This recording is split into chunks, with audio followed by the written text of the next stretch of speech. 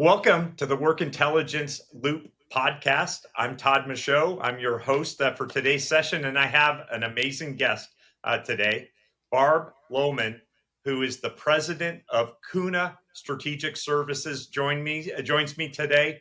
She is an expert on innovation and all things, AI for the credit union space. Barb, thank you so much for joining me on my podcast. Welcome. Thank you for having me, my friend. I'm honored to be here, and I'm looking forward to our chat today. Well, I was really excited to have you because I had the little interaction with you at your recent Venture Tech, and I thought, man, she's really good on camera. Thank you. So now I've said everybody's. But you did tell me I'm not allowed to drop any F-bombs today, so I'll try. I'll be really good. I promise I'll be really good. Well, my team said that I could not drop any F-bombs, otherwise they were going to. I think you're free to go. You're okay. Awesome. They can be F-bombs or other bombs, awesome. whatever you want. But awesome. So you have this amazing role as the president of CUNA Strategic Services. Tell me just a little bit about what you do over there and sort of, what's your range, what's your scope, what are your duties?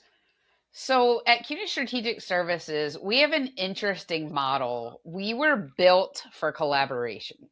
Our ownership structure is the majority America's credit unions, the National Trade Association, and the state and regional leagues. So about 99.75% of our ownership consists of those organizations. And then the rest, there's a minority ownership stake from TruStage and a minority ownership stake that's held by the World Council of Credit Unions. Yeah. So we are naturally born from this system and really set up to be able to facilitate collaboration across, all the way across the system, I guess I would say, with different partners, different system partners, different providers. So basically, we've reworked our messaging as we look at 2026 and beyond.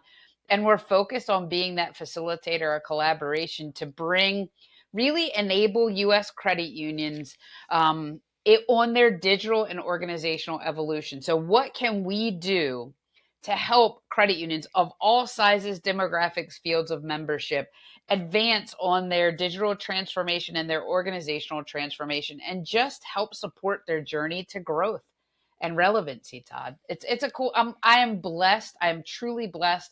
I love my job. I love the people I get to work with. And you know what? We have fun helping credit unions nationwide as we do it. So they're some of the nicest people on the planet, aren't they? Absolutely. Now, I was teasing you before we started, which was, you have a really interesting, diverse background.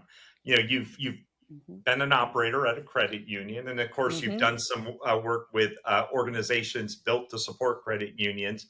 But you've also been on the dark side, and so that gives you kind of a dark side, meaning you're a technology provider as part of your background as well. Just tell me a little bit about your background. You have a lot of diversity in your experience. I'd love to hear a little bit more. So I actually started at a commercial bank as a teller way back. And then my commercial bank got acquired by another commercial bank, and I landed at a savings and loan. And at the savings and loan, I did a lot of back office work. I actually facilitated their conversion, full core conversion, did a lot in the electronic services realm, did a lot with QA, really focused on back office support and technology and operations. And then when my savings and loan was acquired by another commercial bank, I was like, you know what? All these acquisitions are for the birds in the banking industry. Sure. And I landed in my first role at a credit union. It was I'm going to date myself now. It was before my daughter was born. So it was like 1991 or so. And just right away felt at home. Like it was just, this is where I belong. This is, if you grew up within the credit union industry, it's in your DNA. And those that come into it very quickly feel like it's a cultural fit. That's the best way I can put it. It's home. So new for years that I would stay in the industry. Didn't really know what I wanted to be when I grew up, Todd, right? I mean, I think everybody goes through that in the early part of their career. My friends used to ask me, "Yeah, what are you going to do? What's your next step?" I'm like, "I don't know, but I know it'll be in the credit union industry." So I've done everything. I was a business analyst. I've been at the credit union. I made my way up. We did a full systems conversion at that credit union. And before I left, I was actually the CIO.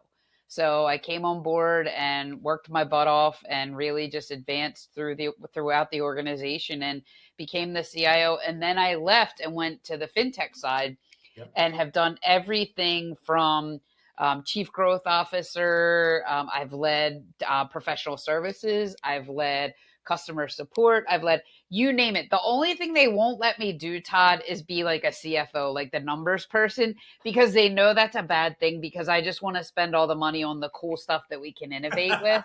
So that's probably the one blind spot in my professional career, my history, that never been a CFO. I've led financial organizations, but I've Yeah. never really been the one um, to make the decisions, because I'd say, hey, let's allocate some dollars to go try this out. Let's build a sandbox. Let's do this. Like I love innovation and I love to engage credit unions in it. And just that background, I think, has helped me evolve to where to take on the leadership role at CSS or CUNA Strategic Services has just been the culmination of all those things that I've done over the course of my career. And I draw on those every single day, right? I talk to my credit union peers, my credit union friends who run their own shops, and a lot of those connections were made over the different stops along the way in my career. So it's building that network, it's creating that village, if you will. I talk a lot about leverage your village, show up and be a part of a village to support others. Every day, I'm so thankful for the people that I've met along the way over the years. And I'm just so thankful for the role that they've played on my journey. So, Well, it sounds like it's a very interesting, background. And again, having the perspective of both being, an operator, yep. and Yep. being on the technology, It really makes you think differently. It makes you think. I think the biggest benefit I get from that is I can put myself in the shoes of the end user who's yes, going to consume the technology and actually use it to engage with the member. And it's important to be able to do that as you're thinking usability, as you're working through use cases, as you're thinking practicality. I think it's important to be able to think from um, different walks of life and not just, hey, I'm the leader of this organization making this decision and I'm going to push it down. It enables us to socialize and think from the ground up, not from the top down. well, the um, dependence that the credit union ecosystem has established with your organization is really quite impressive. And you kind of sit at the epicenter of a whole lot of innovation that's changing the way that we work. I mean, the whole theme of this podcast is to try to define the future of work and how innovation plays Yep. in that. But you get to see some pretty cool stuff. I'd love to just hear. What do you think is some of the most interesting and mind blowing stuff that's going to change the way we work in credit unions, going forward. You know what's super cool for me is to see smaller credit unions jump into the deep end, right? I mean, all credit unions need to leverage technology, right? And we talked about this at Venture Tech. Yeah. It's not just for the $1 billion plus credit unions, because when you look at our industry as a whole, I think that NCUA just published their Q3 data a couple days ago, and I think I saw we're down to about 4,300 credit unions. I think it's like 4,331 or Yeah. something. I think that's really close, if not the actual number.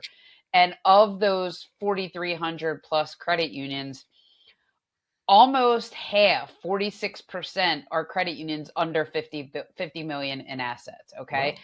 And then if you look at under 100 million, it's 59%. So we've got this large percentage of our industry that are these really small financial institutions. And I think one of the most important things that I see as I'm working with fintech who are engaging out there across our industry is, how can you think creatively to work with small credit unions? Because Yeah. everybody wants to work with the 459 credit unions who are a billion in assets and Yep. above, right? That's Yep. how we're Yep. going to hit Of our course. mark. That's how we're going to start to drive revenue to be able to reinvest in R&D. The most successful fintech that we work with are thinking, they at least have a plan. They're thinking, okay, I'm going to go after the big guys at first to help kind of grease the skids and get things moving and give us the ability to invest in scaling down.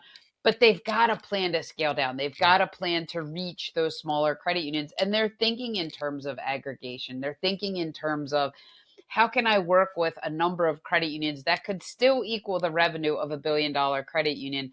But I've got to think differently in how I'm going to deliver, how I'm going to install, how I'm going to support, because that segment is it's dynamically different than the larger credit union. So I think a lot of what I'm seeing from a success perspective is those who are willing to work across the industry, not just cherry pick the largest of credit unions and build a success model off of that. And that's, look, small credit unions are the backbone of our industry. Oh yeah. I think they'll always have a role. And part of what we look for at CUNA Strategic Services is partners and providers who will help us not only serve those smaller credit unions, but will help them forge a path to growth and longevity.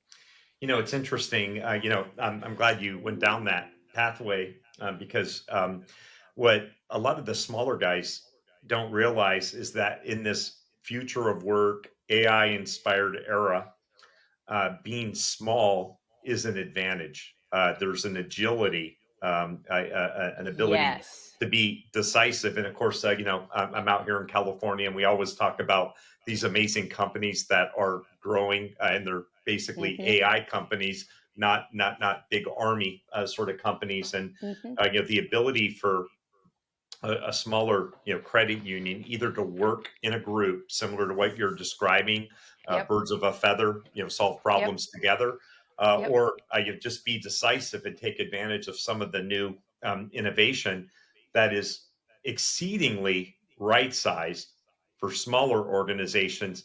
You talked about the bigger organizations, and oftentimes just the decision making process, the governance, the you know all of the protocol and stuff that has to Yep. happen in a larger organization really slows them down. And that's not Yep. of course just tied to credit Yep. unions. That's every Yep. industry across Sure. the planet. But Sure. I'm seeing as you think about some of the new technology out there, it's amazing how it's built to scale down, start small, and Yep.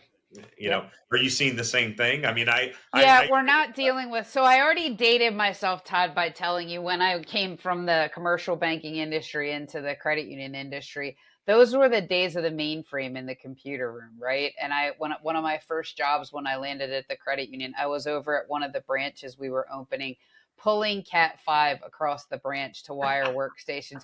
We are upgrading to this new, really great thing called a local area network. And I'm like, yeah, ooh, yeah. what's that, right?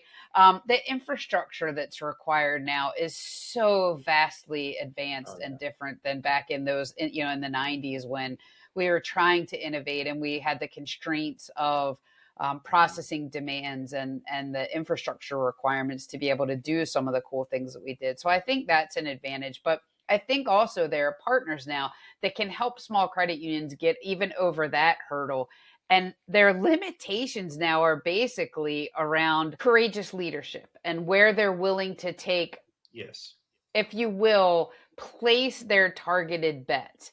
And that includes the board as well. I Yeah. do a lot of work. I've done quite a bit of strategic planning with small to mid-sized credit unions this year in this cycle. And one of the things that I've focused on with boards. So these are sessions where we have the board and the senior leadership team in the same room together. And Yeah. I did this year with a number of boards just an educational session on what is AI and how does it play in the credit union industry, right? Why is it important to look into, to dig into and understand the use cases for AI? Because I've seen everything from boards who want to get hands on and understand exactly what they can do to advance the credit union, to boards and senior leaders who go to conferences and hear about all the cool stuff that some of their peers are doing.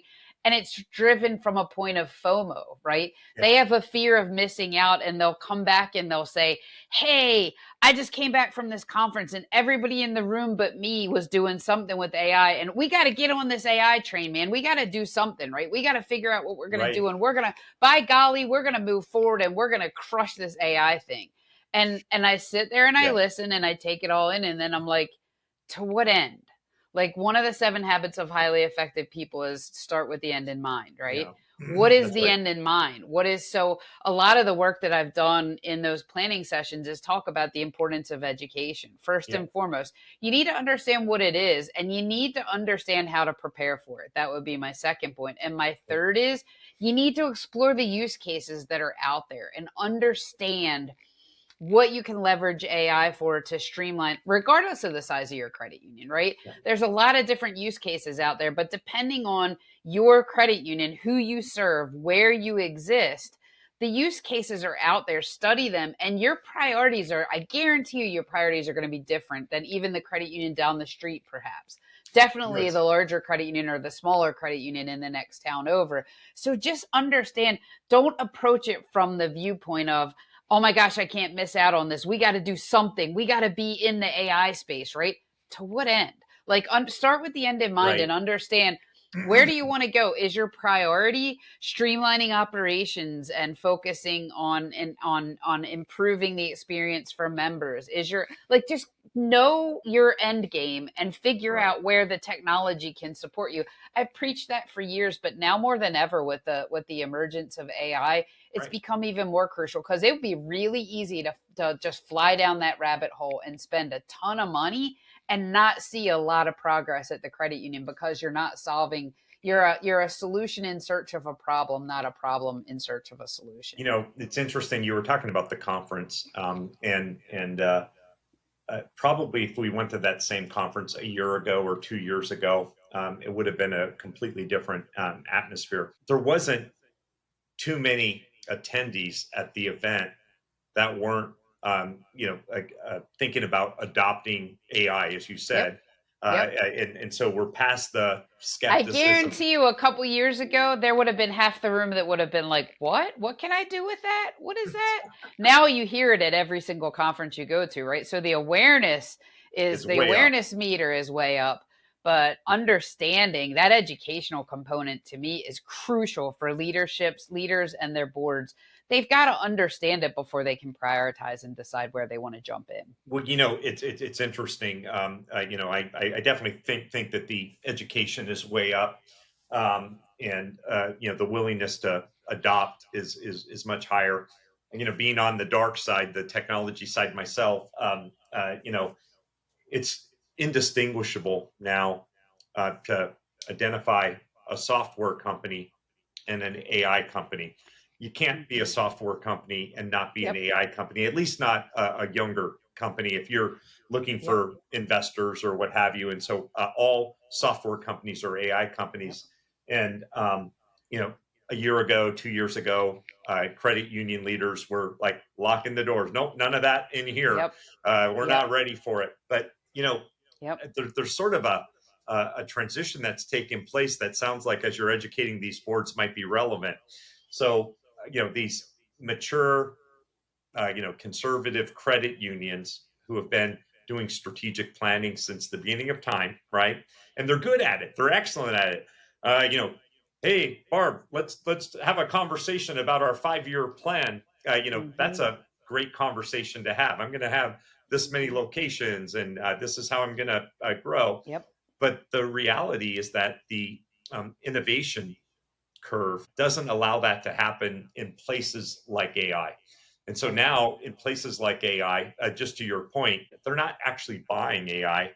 They're buying outcomes maybe delivered Yep. through AI. But Yep. given the rapid pace, it just seems to me that what used to be a 3 to 5 year plan for most things, growth factors, technology, roadmaps, whatever, now has become, what are you going to do over the next 3 to 6 months, Yep. to begin adopting, even experimenting, and putting Yep. some points on the board. Comment a little bit on that, because I think that one of the things that is so important, especially hearing from a leader like you, is that the planning cycles are different. Oh, the Uh, planning cycle is dynamically different. 20 years ago, we were building a 5-year strategic plan at a minimum, right? Some of them were going yeah, out 5, 7, 10, even.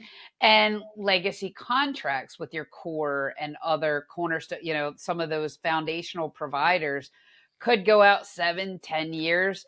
It's almost unheard of now that credit unions certainly don't want. Some providers are strong arming them and mhm, pushing them to sign longer term contracts.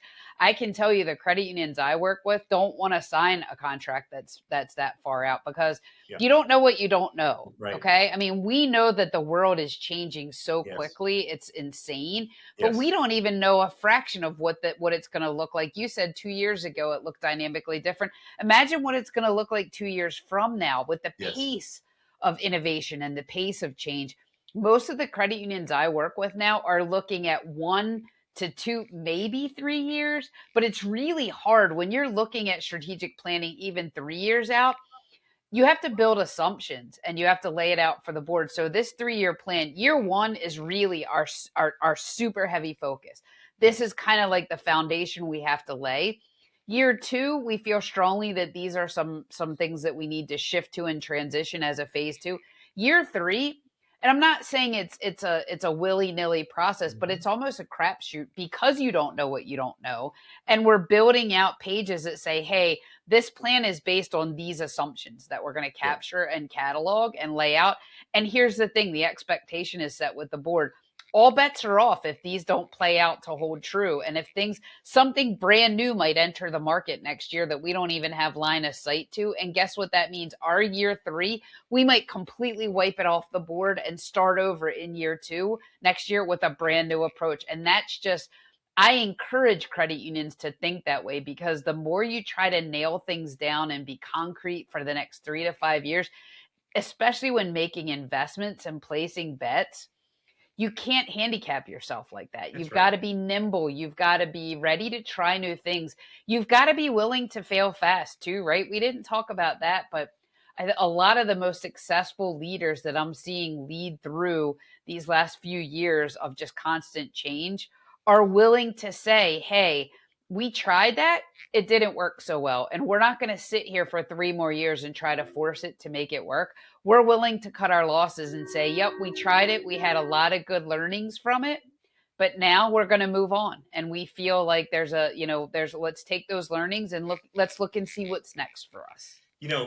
That's smart, and it's always interesting to me that there are failures out there and there are successes.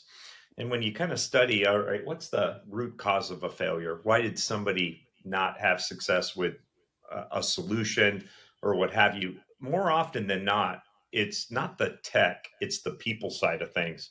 It's Yes. it's like, well, first of all, were we ready for change? And so when you were Yep. talking back to your mainframe days, I just want to assure you, I'm an ex-IBMer by my background, so I was very comfortable with mainframes and AS400s, and every now and then I'll see a green screen. It just feels so relaxing, to see those. But Well, I digress. then I graduated to the Unisys ClearPath system, which looked like a casket on end in the computer room.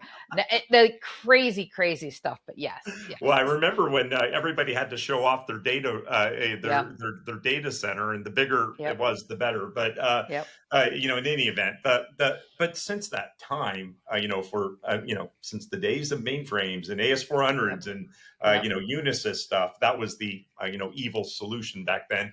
yep,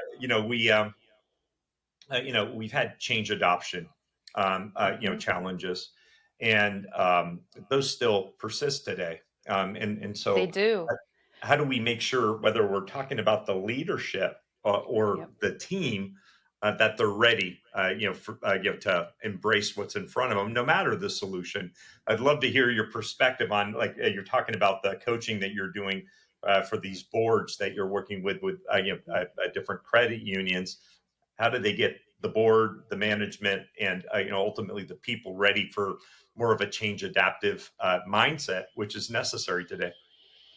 It all starts with culture, Todd. To me, it all starts with building a culture of courageous leadership, of intentional thinking and research and data driven decisions, Mhm. right?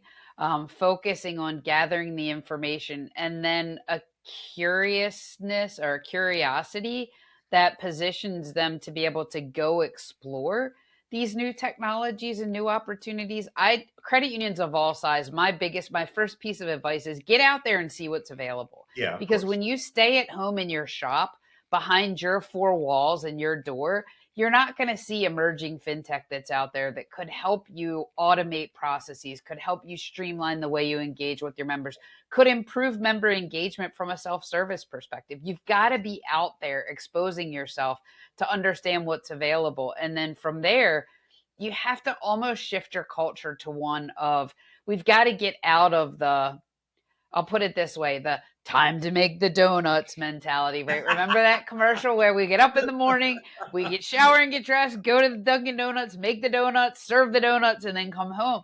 We've got to get to a different way of thinking where we're thinking strategically and that futuristic thinking where we're considering what will tomorrow look like. And I'm not a fortune teller. I don't have a crystal ball in the closet in my office to be able to pull it out. But I do know this, we need to be willing to shift and adapt based on Yeah. what new emerging technologies surface and where we think they can help credit unions and their members. And that's where the board has to come into play and go from this. I mentioned earlier this fear of missing out, this FOMO around AI, and we got to do some of that. We got get me in on this AI game, right? No, let's start with the problem that we're trying to solve for. Let's start with the priority, Yeah. and then let's find the right technology to solve that problem. And then let's just, our role in governing the organization is prioritizing problem, then problem, then problem, and then empowering the great teams that we've hired and cultivated to go find the right solutions and partner with the people that can bring those solutions to the table. And I really believe, though, I'm going to come back around. It starts with culture, and it starts Yeah. with that trust. It starts with that confidence. It starts with that understanding that it's okay to fail fast. I've said that twice now, but it's so important for Yeah. boards to reinforce that because I'm a glasses half full kind of girl. I think you've gotten to know me well enough to know that you probably see that. And in me, there's learning in every experience. Yes. And for example, so I'll go back to our mainframe days. I used to lead when I was the CIO, our disaster recovery efforts Yeah. at the credit union, right?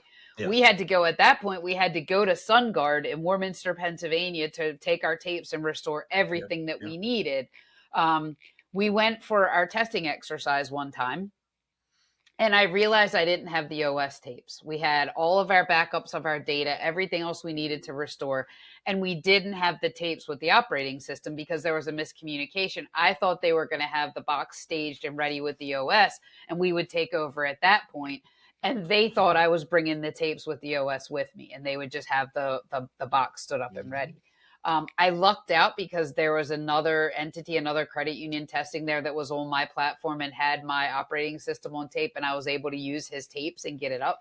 But like people said, well, that was a failure on your part because you didn't have the tapes. I said, no, it was a learning on my part because now we've level set, we've Yeah. gone through this exercise, we've identified the vulnerabilities and the challenges, we've mitigated those risks by refining our plan, revising it, tweaking it. That's a growth cycle for me. That's a natural Totally growth agree. cycle. And that was an amazingly successful disaster recovery test because you exposed vulnerabilities or weaknesses. You put a plan together to mitigate those risks and solve for those. And then the next time when you go to retest, you learn from that and you identify something else that you need to address. So same thing now that applies. It's just a different use case where before it was mainframes and tapes that we were trying to restore from. Now it's what's the latest technology that can help me attract and retain younger generations and more profitable members. Yeah. Maybe we think this will work. Maybe it won't resonate with our neighborhood. Maybe we need to try something different. But we need to, my point there is we need to accept those learnings, grow from them, and then move on to mitigate the risk and figure out, okay, what's next then? If that didn't work, that's okay. What's next? I love the description. courageous leadership. Hmm. That is really what it takes. It's what it took then. It's what it takes now. And you're talking about the younger workers coming into the workforce. They're not expecting to work the way we did it last decade. They're No. expecting to do it a little bit differently. And Yep. sometimes when you're just dealing with the adoption issue, every organization is going to have those change adaptive people. Hmm. Less so, really less so, and hell no, not me, not yet, Hmm. not now, or whatever. And being strategic about, like when you were talking about the problem sets that you're focusing on, picking the change adaptive people initially to do, sort of your uh, the learning. I think that even if you're change resistant, at the end Yep. of the day, you're willing to move forward, just not first. You want to Yeah. see someone else go through Yeah. the pain, and so management teams, Yep. courageously selecting, um, technology and backing it Yep. up with a business initiative or a problem set that you mentioned, Yep. still needs, a strategic approach. I've seen, and gosh, you know this ecosystem so much better than I do. But picking the right early adopters is a really good Oh, strategy, isn't it? and those hell no, not me, I'll never go. I'm going to dig my feet in. In my opinion, six of the most dangerous words in the English language when strung together are we've always done it that way. Yeah. People who stay firm in that Yes. mentality are Yes. going to die and be merged up. Like they're never going to be able to evolve their organization. I hate those words together in that sentence. I literally do. And my team knows we don't say that sentence in our environment because Right. we're constantly looking for ways to reinvent ourselves, to help credit unions reinvent themselves, to help credit unions attract and retain new segments of membership. You can't think that way and forge a path to growth. And I think that is one of Mhm. the biggest hurdles that credit unions face when they don't have an innovative board or they don't have an innovative leadership team. It's not the right cultural fit. Look, you can teach skills to Yes. someone who's got the aptitude to learn. You can't teach that cultural fit. Someone either That's right. has it or they don't. Yeah. So when you're hiring, that to me is one of the most important things that you have to look for. You have to look for a leader who is courageous, a leader who's a strong strategic thinker, a leader who has that futuristic capability to evolve the organization as technology emerges and changes. And they never use those words. They never string those six words. Well, that's not the way we do it, or that's not the way we've Oh, yeah. always done it. There are very many iterations of that. And the board gets behind that. And the board says, yes, we need to think differently and we need to try new things, or else we're the definition of insanity. We just keep doing the same thing over and over again, expecting a different outcome, and we never get it. And we wonder why. Yeah, one of the things that we've kind of witnessed, and I suspect that given your experience in the space, the solution to every problem used to be big solutions, core Hmm. solutions, big departmental applications, and those still Hmm. have obviously a very essential role Hmm. in anything that these credit unions will seek to do. But generally that's not what most organizations are buying these days. They're Nope. they have their normal renewals or whatever, but Yep. it seems like the pendulum has really shifted to base hits rather than grand slam home runs in terms I of I was just gonna say, Todd, I used to work for Mark Siv right at Fiserv, and he's the one who drilled it through my head. I used to step up to the plate. I'm a slugger. I wanted to hit a home run at yeah. every single at bat. And what happens when you do that? You strike out more often than you make that contact and hit it Yes, over the fence. He's that's the right. one who taught me if you can string together enough singles and doubles, that's what wins the game. It's Yeah. not the power hitters that come up. That's a nice to have, and that it really is great to strengthen a team, but if you can string together enough singles and doubles, that's what wins most games for you. And you're I right. totally agree. And that seems to be baked into the buying patterns that a lot of Yep. credit unions are thinking about. Back in those IBM days that I was telling you about, there wasn't a problem we couldn't solve with Yep. the right big solution. And Throw more disk at it. Throw more processor at it. Let's increment by get the checkbook out. We can solve for that. we can solve that. No problem. But Yep. what was always true was that we always failed to get that last foot or last mile, whatever Yeah. you want to call it, of what our original Yeah. aspirations were. And I guess when we think about the AI solutions, the fintech solutions, the digital engagement, solutions that we're seeing, that is about delivering, that last foot, that last mile, Yes. where maybe the big systems just aren't going to be able to get there fast enough. And this Yep. is never, a knock on the big systems. You could be talking about SAP or Yep. Oracle, amazing solutions like that. But the reality is that they're only going to give you a certain amount of visibility, across processes or new ways of working. And a lot of them were a decade old, 2 decades old, 5 decades old, and so Two it's decades ago, or at least a decade ago, right? So there was a time, my background in core, and yeah, there was a time when somebody said to me 15, 20 years ago, we're going to get to a point where core is no longer king. And I'm like, core will always be king because credit unions are dependent on that right. in order to build everything around it. And we're seeing a point where core is really just the way to connect That's right. all the other, like, you can't, we talked about best of breed 20 Yeah. years ago, and it was so expensive to Yes. build best of breed. Only the largest of credit unions could afford to do that. We're seeing a complete shift in technology where everything doesn't start and end at core. You don't have GL, loan origination, every single feature function within your core. You have a core to be able to go find the right solutions to help you automate, streamline, and drive That's right. efficiencies where you can just plug and play, and you've got this integration level where it's a hell of a lot easier than it was when you had this. We always started with, okay, you want to integrate to that system, and I'll withhold the names to protect the not so innocent, but it started with, okay, write a $30,000 check and we'll build a custom interface to that, and then you can pay maintenance on that every Yeah. year. Yep. Yep. That model doesn't work anymore. I mean, No, it sure doesn't. core Yeah. is not what it used to be, and it's really just the enabler of all the other fintech and applications out there that are moving the needle and helping credit unions serve their current and future membership the way they wish to have them engage with them. Yeah. It's a foundation, isn't it? Yeah, And yeah, then the other capabilities get layered in, yeah.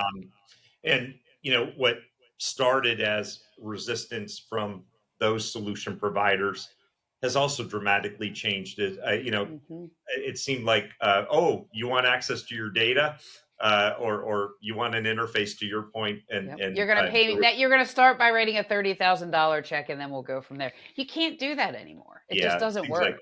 that's very passe now. And but it Hmm. seems like the vendors have gotten the memo, at least Oh, the primary guys yep, in this space.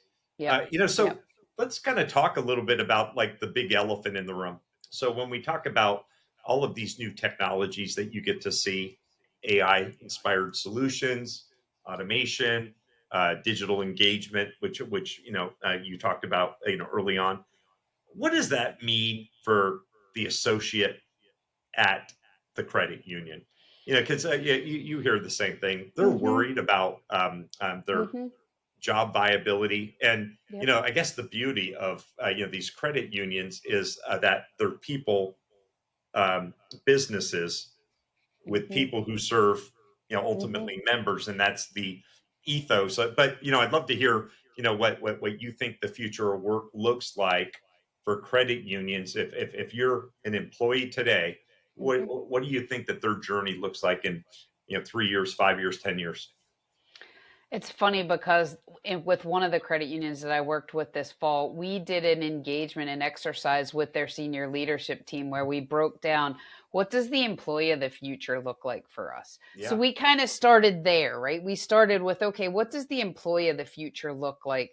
What do they need? What do they want? We actually did like we mapped out How do they want to engage? And we talked Yes. about things like remote versus required on-site engagement versus a hybrid approach that might make sense for some Yep. organizations.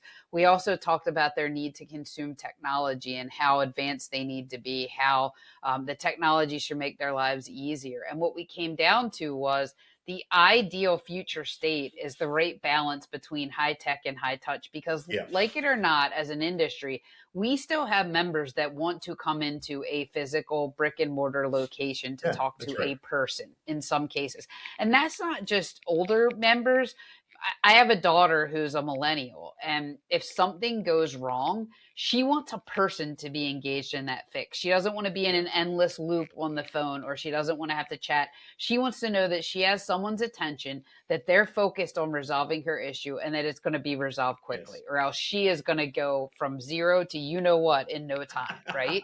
So there still has to be that balance where we give these Yeah. humans the Right. opportunity to be present and to feel like they have someone's attention and to feel Yes. served and to feel like they're getting their needs addressed. But then there's also the technology side, so there's this Yeah. nice balance between high tech and high touch, I think, that we can meet. The branch will never go away, the branch will look different is what I Yeah. think. And I really believe there will always be a need to have a branch. But I also think then when we think in terms of what does the future employee look like, it's someone who's more engaged in valuable activities and tasks for the institution. Yeah. And let me tell you what I mean by that. We spend a lot of time with credit unions talking about what are the mundane, grueling tasks. So I'm going to come back to something an analogy I gave earlier. It's time to make the donuts, right? It's time to By the get way, up I at love 4 o'clock donuts. in the That's the morning. job I want. It's time to get up at 4 o'clock in the morning and go mix the batter and go do all that, right? If we Yeah. could have, if we could automate mixing the batter and automate the line and automate, like, then the person who's selling the donuts to the individual coming in, where there's high value, because they might not only want a donut, but hey, why don't we sell you a cup of coffee with that donut? Is there something else you want to buy a donut for later on after lunch because you might get a sweet craving then? Like, it's about taking those mundane tasks that are just Right. consuming all of the time out there in the branches and in the back office. It's not just the branches, it's the back office also, right? Because Well, it's not, look, Barb, I gotta get your agreement on one thing. what's Let's that? not replace donut QA. That's a job that we No. don't want to ever That's, automate. you can have that job, Todd. I want that. I want You that can be job. the donut QA or Yeah, donut QA. yeah. There I you think I go. would be good at it. I love it. I And love it. so we don't want to give our customers a bad experience. So let's make sure that No, somebody's, exactly. So it's, testing. let's automate where it makes sense to automate. Let's still have a human there to test the donut and make sure it tastes okay and that they didn't put salt instead of sugar in it, right? Because if we don't still have a human to do that, the end experience for the consumer or the member or whoever is not going to be the standard that we want to hold ourselves to. So I think it's Right. about finding the right tasks to automate, Yeah. finding a way. People talk to me all the time about, oh my gosh, I can't embrace AI because that means we're going to lose headcount. Absolutely not. That doesn't mean you're going to lose headcount. That means you're going to be able to repurpose headcount to do the things you've never been able to Yes. do before that are the game changers for your members. Yeah, at the recent Venture Tech, you moderated a really excellent session, and where you had people from different. My Yeah, your generational generational. panel. Yeah, Yep. I enjoyed that, and it was so telling to sort of like hear the different Yep. answers along the Yep. way, and that's important because we're trying to attract these younger Yep. workers to come Yep. join our organizations, and they have different needs, different expectations. Your Yep. panel discussion really explained that well, and it was interesting. You were speaking about like so many of the innovative technologies that you get a chance to work with, are about customer self-service, Yes. Yes. which doesn't necessarily mean it's worse than what a human would do. It's No. situational where, Hmm. there are times when we want to talk to a live body and we want Yep. someone, and we want them to show empathy and caring. And Yep. by the way, humans are like so much better than AI or automation or, Yep. chatbots or whatever you want to call it at so many things. this future of work can be defined by what are those things that Mhm. perhaps we should That's reserve. the key, Todd. That's the key because as often as humans want to engage with another human to perform certain tasks, there are times when I don't want to be bothered with some idiot that doesn't move fast enough for me to complete another task that I could just do by myself if you would just turn me loose and let me go, right? Well, So it's how finding many? the right Yes, mix and the right tasks and the right balance of what do I want to do, and then let's take that and put that on steroids because not every member is the same. Some members want to be able to self-serve in some ways, other members want to self-serve in others, other members don't want to self-serve at all. So when I talk about that right balance of high touch, high tech, that's what it hits on. It's serving all the different consumers in all the different generations who want to reach out and connect and engage in whatever way is best for them in this very moment, in this very situation. that's right. There's if everything's going smooth, you were talking about all of your world travels and all of that. It's pretty rare when we want to talk to an airline agent, these days, but we want one when we need them, right? And Hmm. otherwise, we're using our mobile or the My kiosk or flight's whatever. canceled and it's 10 o'clock at night. I'm trying to find a way home.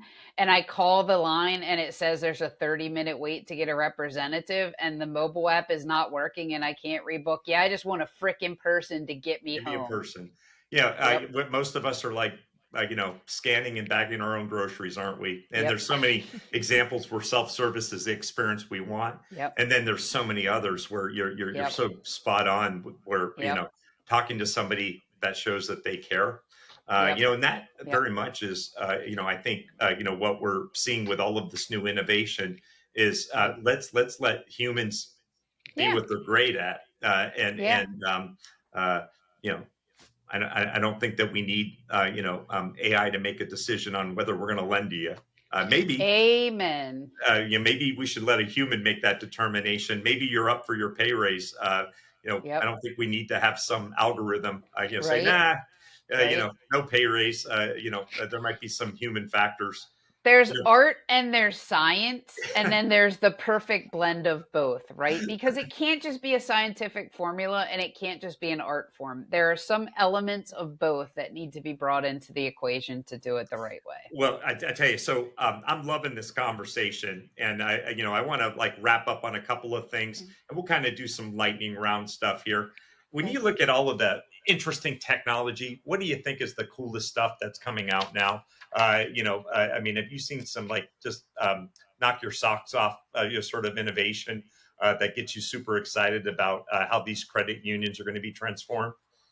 So I look at that through a couple different buckets. First, from the member engagement side and the ability to identify the member more quickly, serve them more quickly, and get their transaction done and go out the door. So that kind of stuff really kind of fires my rockets. Yeah, Plus, what we talked about with the balance, if I want to self serve, let me do it in a way that makes sense. If I don't, bring that experience to me and make it enjoyable. But the flip side of that is, some of the cool things I've seen also are anything that helps prevent, diminish, or address the just crazy fraud yeah, situations that are going on in the industry. I talk to credit unions every single day, and there's not a single credit union that fraud is not top of mind for. So there's some really cool fraud stuff that's coming out that help credit unions kind of yeah. fight that, whether it's cybersecurity risk. First person fraud is an issue also, where members know what they're doing and they're just trying to get one over on the credit union. So there's third party fraud, there's first party fraud. There's fraud is such a growing concern in the Yeah. industry that some of the cool solutions I've seen solve that problem also. When there you're the technology is both the solution and an accelerant to the problem, isn't Mhm. it? In Mhm. some cases Mhm. people are using AI to Yep. perpetuate fraud, and Yep. then we're using Yep. AI or other solutions to defend against it. So that's a Yep. good one. I can see that Yep. one on the minds of everyone. So if you're going to give advice, you're talking to a credit union CEO, Mhm. and you understand your mission there at CSS. What's Mhm. your like top piece of advice? Right off the top of my head, don't just jump in and buy something so that you can go with the crowd and because you have a fear of missing out. Make sure you are prioritizing the right problems to solve and Yeah. that then you're going out there and working to solve those problems systematically. And don't just jump into the deep end and spend a ton of money so that you can say, "Hey, I'm doing AI," like the guy down the street, right? Do what's right for your Yeah. members and for your board and for your team, Yeah. and the only way to do that is to understand what your problems are, prioritize those, and then systematically go at it and solve those problems in a way that makes sense instead of just writing a check and saying, "Hey, we've got to be in the AI business. So let's go write it. Let's go write this big check and go do this." We don't even know if it's going to solve a problem for us. So I Gosh, think just it's so surprising. My advice is write a check, do it right away. What are you waiting on? oh, I got a contract here for you. Yeah, yeah. What are you waiting for? Why is it taking you so long? No, I'm I joking hear though. you. I love it. I'm I love joking. it. Well, you were telling me at the start that your dogs were going to make an appearance. Not a single one of them did. What are your four dogs' names? Max, Squirt, Lucy, and Maggie. And you said that they're all rescues. They're all rescues and they're all very special in their own way. And we love them because they're so unique. Our boys have, I think they had some issues with violence in their past because they're very timid and but they're in such a loving environment now that they're flourishing. And my oldest little girl Lucy, we've had her for about 8 years now, is just the sweetest, most loving thing. And then we've got Maggie, who we just brought into our pack this year, who is batshit. Oh, I said it. Sorry, she's Oh, you're not batshit supposed to crazy, say Todd. that. Well, you didn't drop the F bomb. That wasn't the F bomb.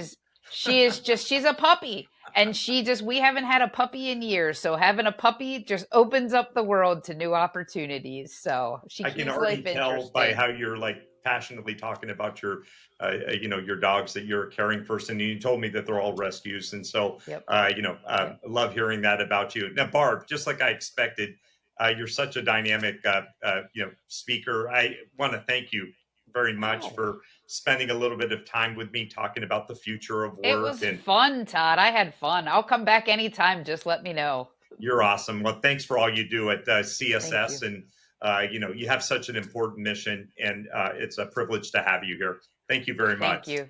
Thank All you, right, take friend. care. Bye now. All right. Bye.